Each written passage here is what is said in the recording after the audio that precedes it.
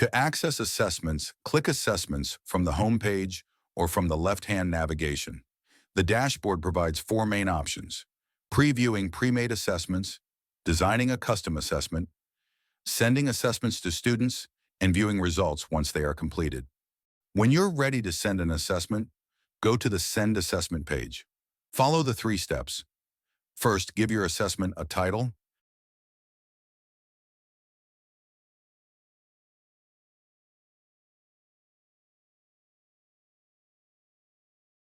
Second, select either a custom or pre-made assessment. And third, choose the students or classes who will receive it.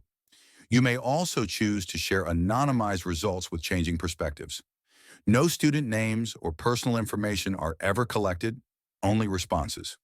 When sending, you have three delivery options: share one universal link, generate unique links for each student, or email assessments directly through the portal. If you plan to email directly, check with your IT department first, as some servers may block automated messages.